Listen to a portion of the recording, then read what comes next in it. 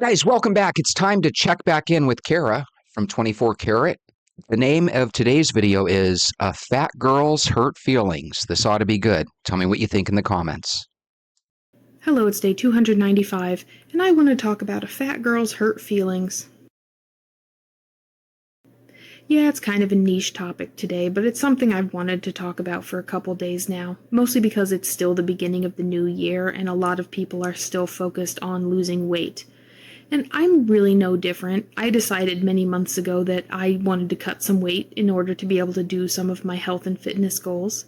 But because I've been focusing more on intuitive eating and like my actual health more than the weight on the scale, I find that when I talk to people like coworkers or friends or family members who are losing weight, there's a real disconnect between what I'm saying and what they're saying. Now, I don't think that what I'm saying is right and what they're saying is wrong, but I have come to a realization that is so obvious to me now that I'm really surprised I didn't realize it years and years ago, at least a couple months ago when I started intuitive eating. And that is the fact that for women in particular, and I only say that because I'm a woman and everybody I've been talking to about weight loss is a woman, our size is used to hurt our feelings. If you want a woman to feel bad about herself, just call her fat, call her chunky, tell her her thighs are cottage cheese, tell her her chin, could feed a third world nation. That's really all you have to do, and you've won the argument with her, or a lot of people think that. And because of that, I think that a lot of women believe that they go to weight loss for the wrong reasons. That's not, I think everybody knows that. But also, I think people move away from weight loss for the wrong reasons as well. When I was doing intuitive eating, I do think that I was rebelling against my bullies in a way. It was a way of saying, you don't control me anymore. You've never controlled me, in fact. And all those things you told me to do, go eat a salad, go on a run, well, I'm not going to do them now because you told me to. I'm going to go eat chocolate and sit on my ass today. And it's silly because I do like salad, and I do like going for runs. Not all the damn time, but I do enjoy them. But just the fact that you're rebelling against this monster that's been chasing you for so long, you do want to do everything but. It's like when you're a little kid and your parents tell you not to do something. That thing becomes the most appealing thing in the world to you. Is what she's saying true? That a lot of times when your parents tell you growing up what not to do, it secretly makes you yearn to do those things, right? And when people constantly tell you, go for a run, go do some push ups and sit ups, hey, go take a walk every day with Walk Talk Vent, does that actually make you crave the opposite? Let us know. And it is much the same way. I have gone on record saying that bullies are not doing it for our sake. Bullies are not trying to better your life. They're not trying to bully you into society's, ideal for you, for your sake. They're doing it for control purposes. They're doing it to make themselves feel better, and they're doing it mostly because it's expected. It really is unfortunate, but a lot of times, potential romantic partners, they have no other way to strike back at you if you reject them other than to attack who you are as a person, things that you can't necessarily change about yourself easily. And I really do want people who are trying to lose weight this year to understand that if you're doing it for someone else, or if you're doing it from a reason, from a point that's not entirely internal, you're going to struggle a hell of a lot more than you would if you found a personal reason to lose weight. It's stupid to say, I know there are people out there who will tell me the only reason to lose weight is to fit in with society. The only reason is because you want to look hot. There's no other reason. I don't believe that though. I used to, but I don't anymore. And yeah, I do want to lose weight. And I'm not making great progress, but I am making progress. And for me, it's not about speed. It's not about getting there. It really is more about the journey.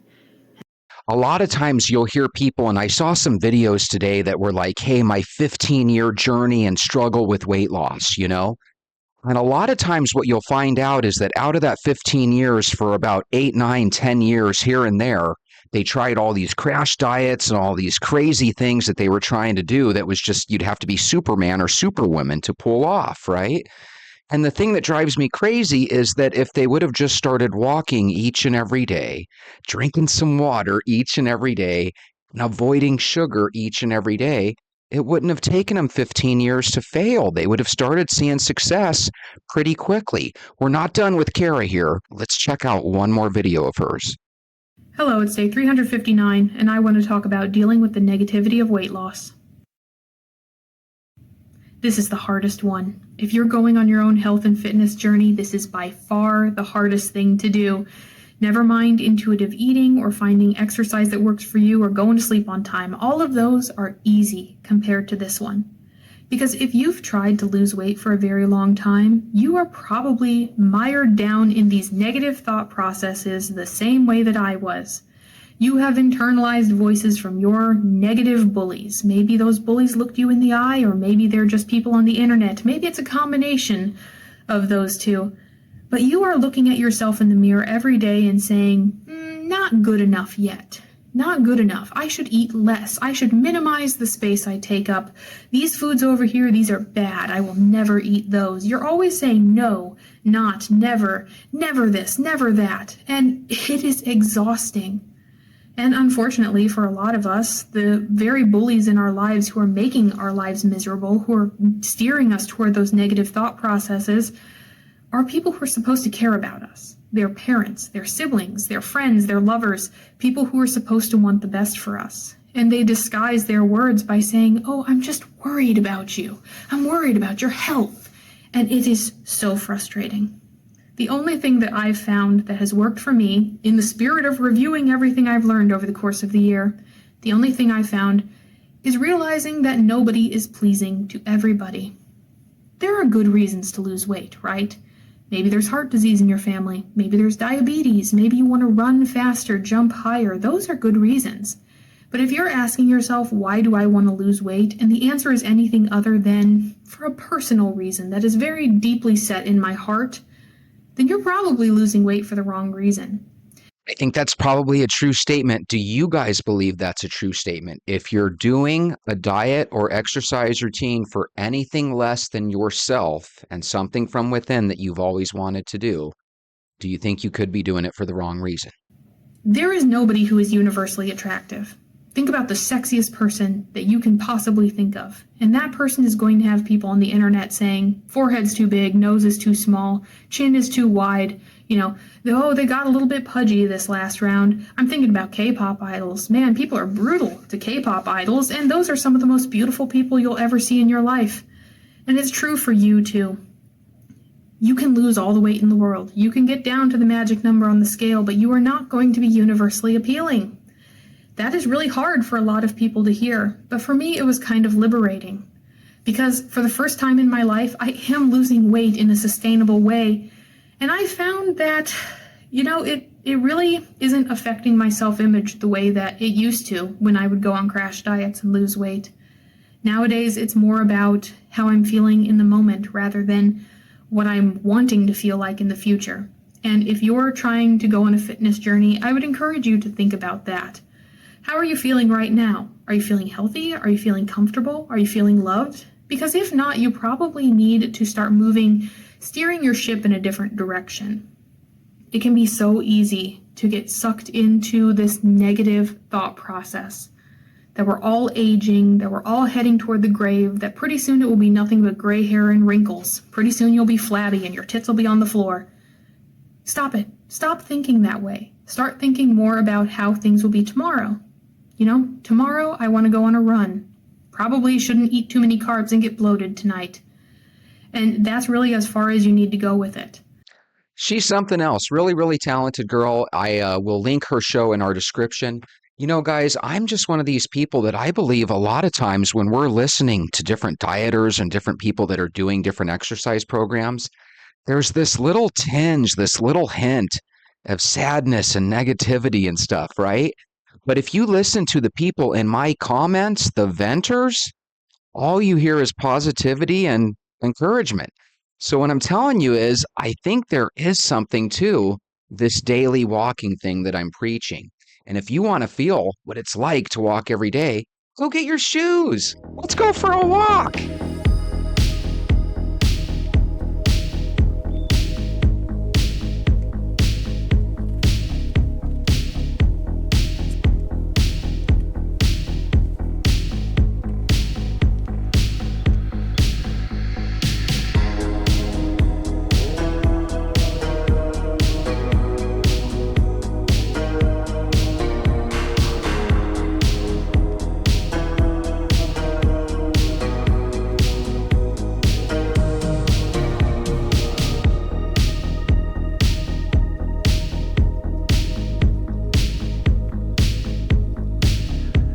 Good morning, venters.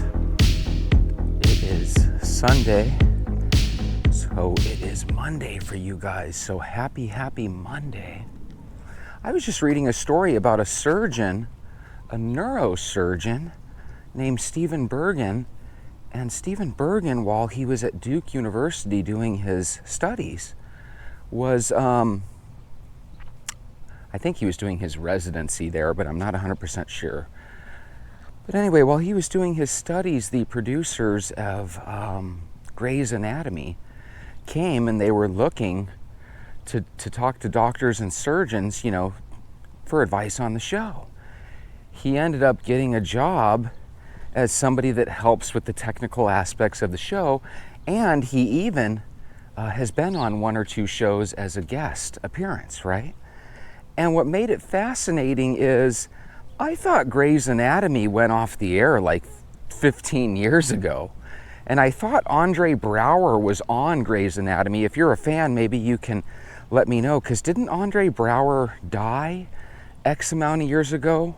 I thought when he passed away that the show kind of went off the air as well. But again, I could be completely wrong, and he could still be alive, and I might even be thinking of the wrong show. But the reason I brought this up, and the reason that I read the story on it, is this Stephen Bergen, when he was in high school or junior high, when he was basically younger, he was a huge fan of the show, and that show is why he actually became a neurosurgeon. And so the full circle of it all is he becomes a neurosurgeon because of Grey's Anatomy, and then Grey's Anatomy hires him to be a supervisor on the show, or to lead technical support or what have you, right? So if anybody has questions for him, or, hey, am I saying this term right? They go to Stephen. And I just thought that was a really cool circle there. And I wanted to know your guys' thoughts on that. I find that super duper interesting. So good job, Stephen. If there was never that show, he would have never been a neurosurgeon. So very, very neat little story. And I'll link that story down below if you want to read more about it. It was an interesting story, but it didn't really say too much more than that. Just that, they went to Duke.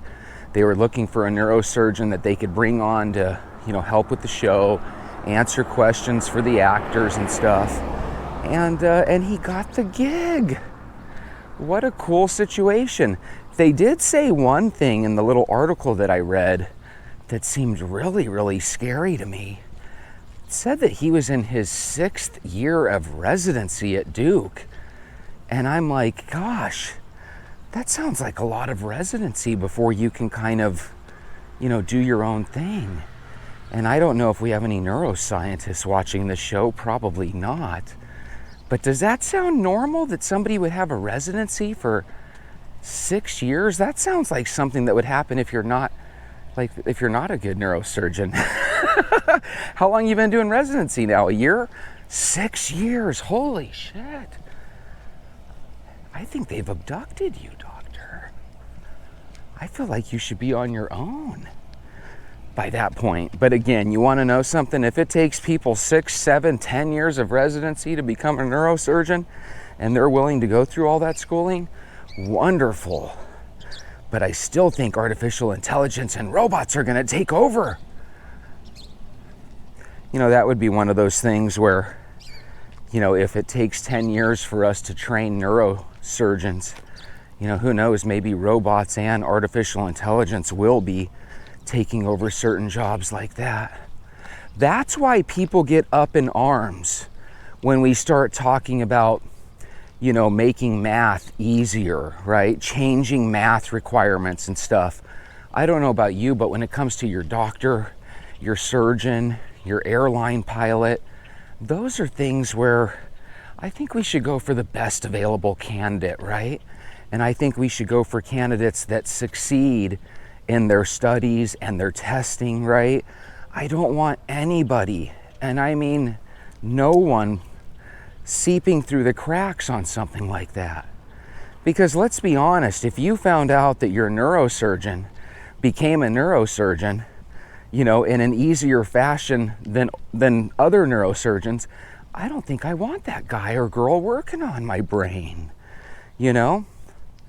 Holy moly, sometimes the sun is in a position in the sky where you can't even see shade. I have heard stories of people walking in the desert and they have no water, but they're able to close their mouth, breathe in and out of their nose, go at a steady pace, and they're able to walk 30, 40 miles in a desert with no water. I wonder how some people have the ability to kind of get through those situations where others don't. Did they have a little extra hydration in their body when they went into that situation? Do they stay calm? Oh, and by the way, I didn't leave the main part of the story. They're lost in the desert. They're without water, and they find a way to get out of the desert despite having to walk 30 or 40 miles in the heat with no water. There are anecdotal stories of these type of things happening. If any of you guys have ever been lost in the woods or in a desert, been without water, please share your story. Or a lot of you don't have a direct story, but you might have friends or family that went through that. I had a guy that I went to high school with, and I wasn't his friend at all in high school because I didn't have any classes with him, but his name was Doug. And I did have him sign my yearbook at the end of my school year, and this was back in '95. But he had a situation about a year ago where he kind of went missing, and he went out to one of the areas of the Arizona desert, and he basically just went out there.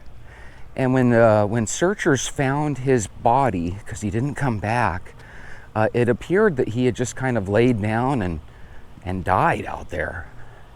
And I just thought to myself, gosh, is that something that happens on purpose or accident? When you're going out to the desert by yourself and you're not letting any friends or family know, which I believe is the story with Doug, and then all of a sudden they find you and you're gone. Is that something where you wanted that to happen, Doug? Doug, if you can hear me up there, can you give us a sign? I can't tell you how many times I'll say something goofy, like show me a sign, and then I'll look and there'll be a license plate that'll say something. One time I was in Waterworld, and again, it's owned by Six Flags now, but instead of putting my keys in a locker, I had them in a Ziploc baggie. I ended up losing them on one of the water rides, and I'm really upset thinking, what the hell do I do? But I went up to one of the workers and I go, hey, you're not going to believe this, but instead of putting my key in the locker, I lost it on one of the rides. I had it in a Ziploc bag. And the worker pulls out the Ziploc bag and hands me my keys and says, yeah, somebody just turned these into me.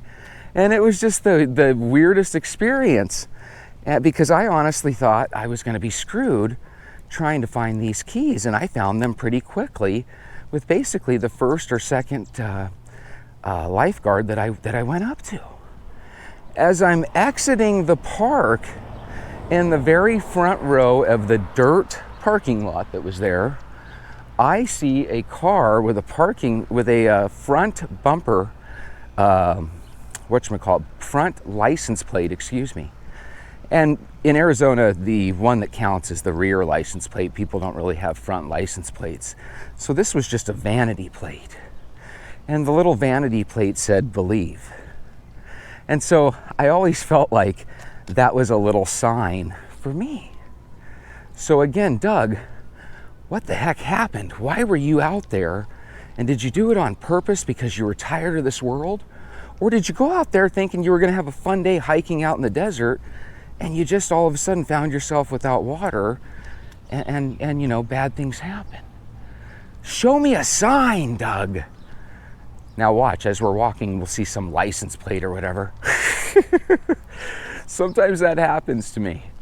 I'm one of these guys that I feel like if somebody up there in the heavens was trying to communicate with you, the only way they probably could is through signs. So my question for you is, do you believe in signs? Do you believe somebody out there is trying to tell you something? I was watching a video, but I only watched 30 or 40 seconds of it because I thought the title was extremely interesting.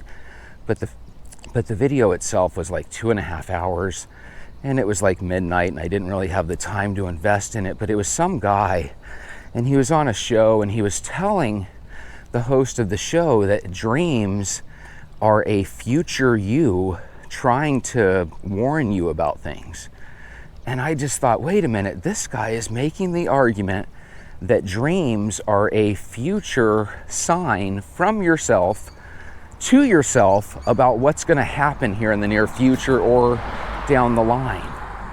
I don't know if that's true or not, but I remember one time when I was in 6th grade, I lived in a city called Mesa, Arizona. And I remember it was my first year living in Mesa because we basically moved from my grandmother's home out there to Mesa. And I attended an elementary school called Adams Elementary. We were the Tigers. And when I moved out there, I wanted a white cat.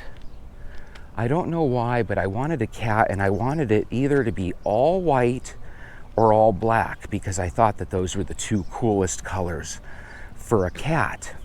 And the reason I was contemplating getting a cat was because we had an apartment.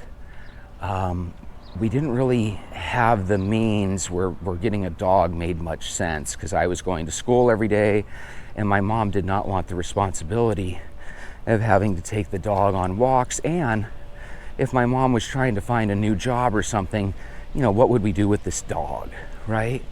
So we decided to get a cat. But I remember that I had a dream one night where I saw this white cat with really pretty eyes.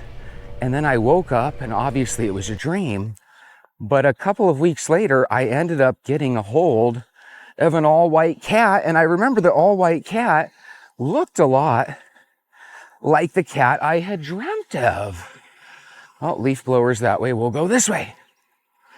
And so my question to you is, again, have you ever had a dream, or maybe, you know, you were looking out and about while you were out and about, and maybe you saw a license plate like I did.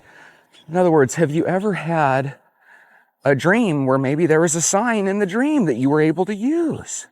I had another dream back then that I remember now. It was a football field, and there was a guy that was going across in motion. You know, so imagine a wide receiver. He runs across the backfield before the quarterback snaps the ball, right? And I remember that instead of running across the field, like you always see people running in motion, it was a situation where he was doing flips across the field. So it just looked neat. It looked like this gymnast football player, right? That's doing flips in motion across the field before the quarterback hikes the ball.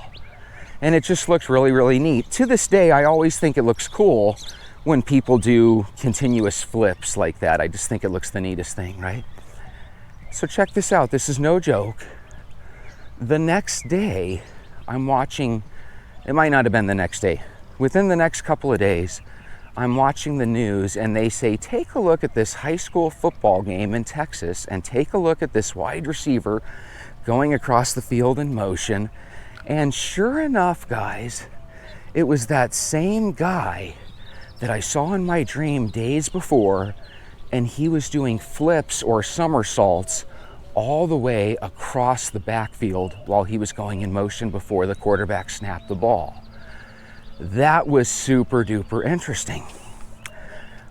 A couple of days before that story's over, don't want to make you think I'm still talking about that story.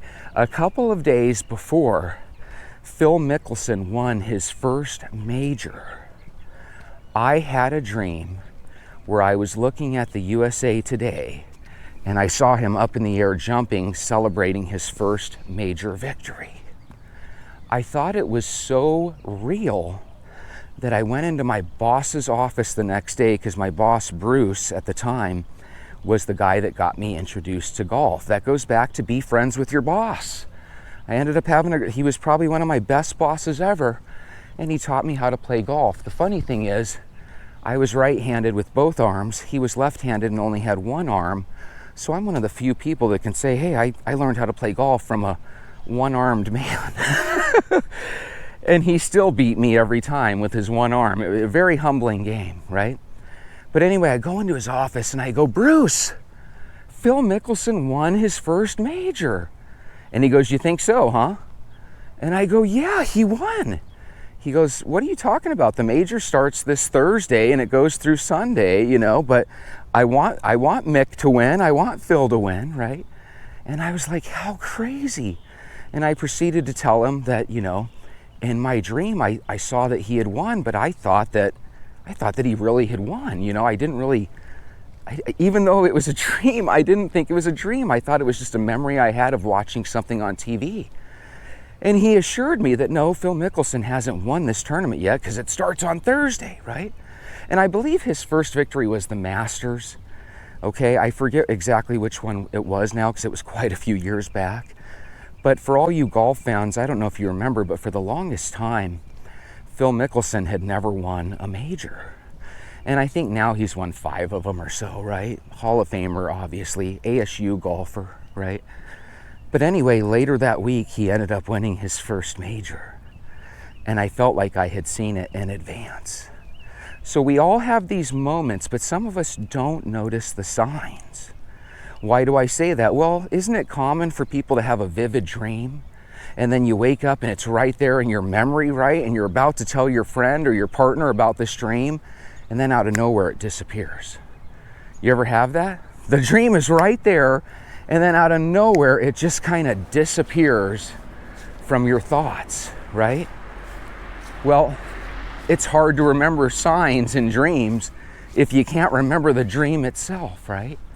But again, if you've had any of these little stories that you can share, let us know down in the comments. I think these are neat stories. I think there is something to this world that we live in. I think there probably are guardian angels out there that try to leave us signs, hoping that we can read the tea leaves, right? Speaking of tea leaves, every leaf that's on these trees, I am thankful for. It's given me a little bit of shade. Man, I have never seen heat in Arizona the way it is now. And I know scientists and the people on the news always want to blame it on global warming, but you know what? Whether it's 118 or 113, it's miserable either way.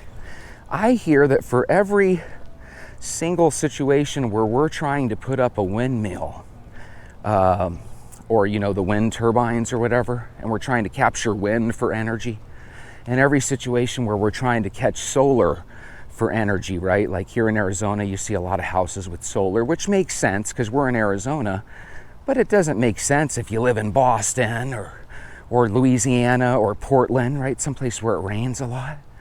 But you have these situations where in this country, we're trying to come up with these alternative energy sources, right? But then what are they doing in China and India? They're trying to find more coal reserves, right? And then you start thinking to yourself, well, I guess if we have nothing but electrical vehicles, we're gonna need a lot of coal to fire up those electrical vehicles. So it really makes you wonder, is this really gonna help climate change at all? I don't think it is. And another thing that I've been told, and some of you guys probably very much do know about this, all these EVs, all these electric cars, nobody wants to buy them used. They all lose value incredibly easily. Up above, I just saw a bunny run across the street, but it's too far to show you. But it was obviously a bunny. How cute. Isn't it weird how bunnies can be in neighborhoods? Same with coyotes.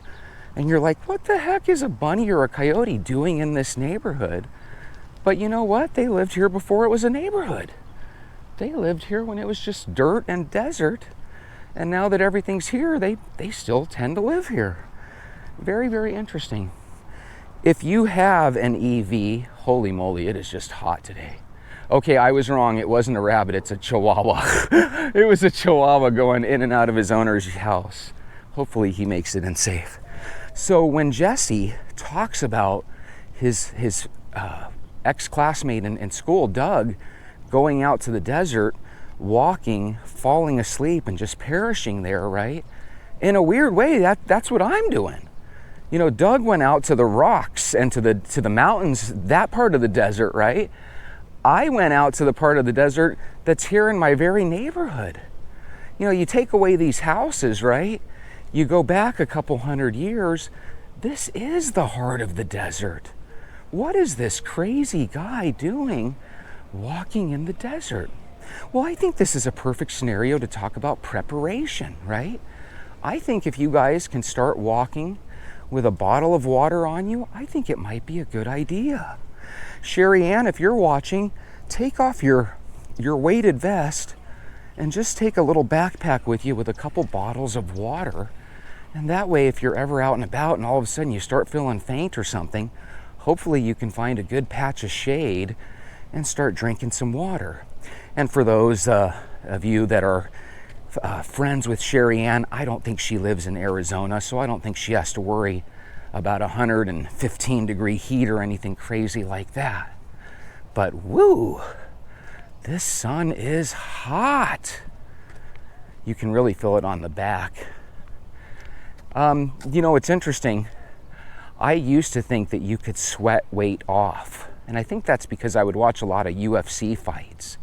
And they have this show called The Ultimate Fighter, which is the UFC show, right? Where a bunch of people live in a house together. They go through these competitions. Well, a lot of times they have to weigh in and they're overweight. So what they do is they start cutting water and they start trying to exercise with, you know, plastic bags over them so that they can collect and pull this water out of their body so that they can have a proper weigh-in and be eligible for the fight, you know? But one thing I found is that you don't sweat off weight the way a fighter does before a fight, because that's just getting rid of all the water in your body, right? The way you sweat off fat is through breathing, or the way you get rid of fat is through breathing. I don't know how that works, but my thinking is if you're out and about, close your mouth and focus on your breathing. If you focus on your breathing and just kind of enjoy your neighborhood, who knows, maybe that's the key to getting those extra pounds off. Jesse, how do I focus on my breathing? I don't know, Bob. Who the heck knows? I do know one thing though. Usually when you're working out like crazy and you're playing sports, you'll get to a point where you start huffing and puffing and breathing pretty hard. I wonder if what's happening there is if fat is being converted into energy right before our eyes. You know, we think we're huffing and puffing because, oh my God, I can't breathe. Coach, pull me out. Pull me out. The coach is like, suck it up. No water. God, I used to, when we were in school back in the day, and this is in Arizona, coaches would say, we're gonna do one more sprint and then you can get your water. And people have died out here playing sports trying to get that water. So I think they did away with that while I was in high school, and they started saying, no, if your students need to drink, you're gonna let them drink. So hopefully football coaches don't do that stuff anymore. You know, it seems like every year you hear some weird thing with coaches. I remember when I was in my 20s, me and my wife, because I got married at age 23, but we were watching the news one day, and an Arizona wrestling coach was teaching his wrestlers how to check the other wrestler's oil. And I just laughed, and you might be thinking, what does that mean? Well, it's basically where a guy, while he's wrestling, if he starts losing or getting in an unfair advantage, the coach would teach them to take their finger and stuff it like up the other wrestler's ass. It still sounds disgusting as all hell. If you're doing that to get an advantage in wrestling, God dang, something's wrong with your coach, you know? I mean, don't get me wrong, I guess if you're fighting for your life and you gotta use your thumb to get some sort of advantage, you know, I suppose you could go there, but I would be thinking of grabbing a guy's nuts before I think of sticking my finger in his asshole, you know? And, excuse me, butthole, you know? But that's what you hear on the news in Arizona, you know, in the early 2000s. I still think that's fascinating. Not fascinating, that is the wrong word. I still think that's crazy. Crazy, that's a good word. So, I don't know if I ever told you guys this, but everybody has a rich friend growing up. I was one of the poorer kids, but I hid it well because, you know, we lived with my grandma and my uncles and stuff, so there was money in the house. It just didn't belong to me and my mom. But my buddy Mark Gabbard grew up in this house. Now, this house is a brown color now, and it's always been one of the prettier houses in the neighborhood because not only does it have a front house, but it actually has a second house. It has a second house on the property. And I always found that cool. And when me and my buddy Mark would play together, I would come and I would bring my skateboard and we would skate on this little raised area here, right? Not that we were good skateboards. It's not like modern day skating. It was just, you know, trying to stay on top of a board without falling back then, right? But it was funny because he was so successful, or his family was, that when everybody else was waiting for the Nintendo to come out, right? He had his dad go to Japan and he actually purchased a Nintendo a year before anybody else in the country did. So you're playing this video game system and you're like, wow, this looks incredible. This doesn't look like Atari at all. This looks like cartoon characters. So because of my buddy Mark, I was able to play a Japanese version of Super Mario Brothers like a year before anybody in the country knew about it. It was cool. And his mom had a projector screen TV, you know, one of the screens where it's just this giant TV, right? Basically one of these giant big screen TVs, right? Before people had it. Now we've obviously moved on from that, right? Now we have these liquid TVs and these LCD TVs, and everybody has a giant screen TV now. But Mark and his family had it years before anybody else. So you go into this guy's house and all of a sudden you're watching movies on this giant screen TV where everybody else had a tube, you know, a tube TV or a console. We all had wooden consoles. Guys, TVs used to look like wooden hutches back in the day. If you remember your family having a giant wooden console TV, let me know down in the comments. But my mom had a gorgeous wooden console TV and my grandma had one too. So our TVs looked beautiful, but they were smaller than Mark's. And I just remember in Mark's, they were watching movies on it and it was just really, really cool. And then we would go up to his room and play this Nintendo from Japan. And one of the things that he had that I was jealous of wasn't his Nintendo, wasn't his parents' TV, it wasn't the back house, because, you know, when you start looking at all these things, you're like, wow, there is a little divide here. We're poor, he's rich, this is awesome, right? But one of the things I was jealous about was he was one of the first kids in the whole school to have a pair of Reeboks. And I remember when I looked at his Reeboks, I just thought, I want a pair of those. Those look so cool. Because he was the only one in school that had them. And so one of the things I did as an adult is, I don't know if you guys noticed this, but I have a little bit of a shoe collection. And I have dress shoes, right? Those are the cool shoes that nobody ever sees. But then I have a lot of walking shoes and stuff that I collect. And these shoes that I love collecting probably more than anything else are Reeboks. I love retro Reeboks. If you're a Reebok fan, let me know down in the comments. But this kid had Reeboks before everybody else. So I knew at an early age there's really an advantage to having parents that have a little money, right? And his dad was the coolest guy. He owned like a rock and asphalt company, right? So if your house needed gravel, you would call Mark's dad and he would come and drop gravel in your front yard. And apparently he was just super successful. A real man of the world, because, you know, when I was little, none of my relatives went to places like Japan and stuff. As I got older, you know, my mom started visiting relatives in Hawaii, which I'd probably rather go to Hawaii than Japan, but I don't know. There's probably days where I'd rather go to Japan. My grandma, you know, went to places like Germany and Spain before she passed away. The only place I've ever traveled out of the country is to Mexico. I'm one of these guys that if you told me, where do you want to go before you die, like a bucket list? None of the places I want to go are really out of the country other than maybe Canada. I would like to visit Canada once, you know, before I croak. But as far as where I'd like to travel, the top 10 places I'd like to travel are actually individual states in this country. One of those states would be Alaska, right? And Alaska is technically a part of the US, but it's like you have to go through Canada, and technically it used to be Russia. So I guess as far as the international place I'd like to visit, it would be Alaska, even though that's not really international at all. But it would still feel international to me. If you have places that you'd like to visit, let me know. The number one place that I'd like to visit, in case you're wondering, is probably Texas. I've had a lot of friends and family through the years that have either lived in Texas or come from Texas, and they always seem like the neatest people.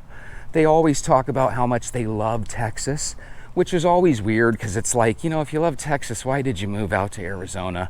Makes no sense, right? But sometimes your family members move and you have to come with them, so it is what it is. But either way, I think I'd like to go out to Texas. I think I'd like to try some Tex-Mex food, right? And then ultimately, I would just like to see the difference between Texas and Arizona. If I were to ever move from Arizona, I would move to a place that's just as hot. I would move to Las Vegas, Nevada. I've always been fond of casinos and stuff.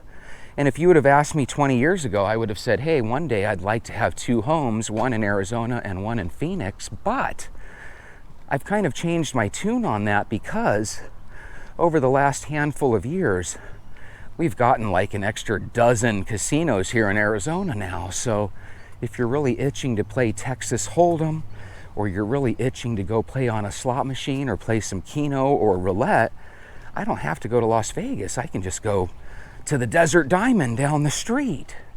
And our casinos out here are so popular that when you're inside one, you feel like you're inside Las Vegas, you know?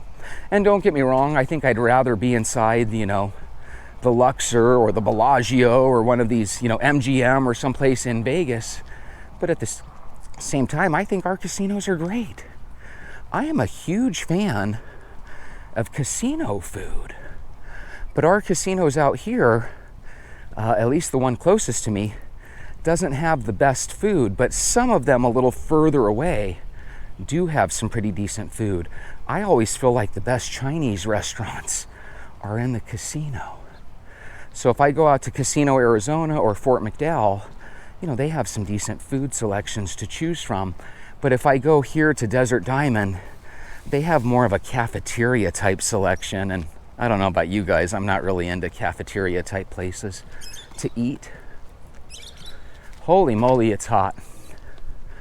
Sometimes it's so hot you can't really think too much about talking. And again, guys, if my camera pops off, I apologize. I want you guys to have a wonderful, wonderful day.